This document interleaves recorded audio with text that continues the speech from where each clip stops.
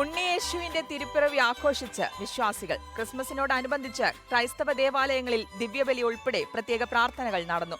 കോഴിക്കോട് ദേവമാതാ കത്തീഡ്രലിൽ കോഴിക്കോട് രൂപത ബിഷപ്പ് വർഗീസ് ചക്കാലയ്ക്കൽ ശുശ്രൂഷകൾക്ക് നേതൃത്വം നൽകി. യുദ്ധങ്ങൾ അവസാനിച്ച് ലോകത്ത് സമാധാനം പുലരട്ടെയെന്ന് ബിഷപ്പ് ആശംസിച്ചു. ജെറുസലേമിൽ ഉണ്ണിയേശു പിറന്നതിന്റെ ഓർമ്മകളിലാണ് ക്രിസ്തുമസ് ആഘോഷിക്കുന്നത്. കഴിഞ്ഞ 25 ദിവസത്തെ വ്രതശുദ്ധിയുടെ നിറവിൽ വിശ്വാസികൾ പാതിരാ കുർബാനയിൽ പങ്കുകൊണ്ടു. പുൽക്കൂടൊരുക്കിയും നക്ഷത്ര വിളക്കുകളൊരുക്കിയും സമൂഹത്തിന് വെളിച്ചം പകർന്നു. സാന്റാക്കോസിന്റെ വരവോടെ പ്രതീക്ഷ പകർന്നു. കോഴിക്കോട് ദേവമാതാ കത്തീഡ്രലിൽ കോഴിക്കോട് രൂപതാ ബിഷപ്പ് വർഗീസ് ചക്കാലയ്ക്കൽ ശുശ്രൂഷകൾക്ക് നേതൃത്വം നൽകി. ആൾത്താരയിൽ നിന്ന് ഉണ്ണിയേശുവിനെ പുൽക്കൂട്ടിലേക്ക് എത്തിച്ചു. ഒരിക്കൽ കൂടി ഉണ്ണിയേശു അനുഗ്രഹം നൽകി.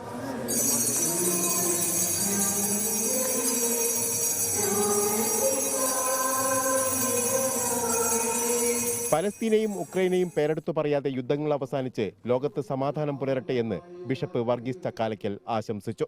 ഇന്ന് പല സ്ഥലങ്ങളിലും യുദ്ധങ്ങൾ നടന്നുകൊണ്ടിരിക്കുകയാണ്. ആ യുദ്ധങ്ങളൊക്കെ അവസാനിച്ച് സമാധാനവും സന്തോഷവും ലോകമെമ്പാടും നൽകണമേ എന്ന് ദൈവത്തോട് നമുക്ക് പ്രത്യേകമായിട്ട് പ്രാർത്ഥിക്കാം.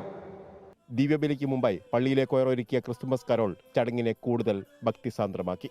റിപ്പോർട്ടർ, കോഴിക്കോട്.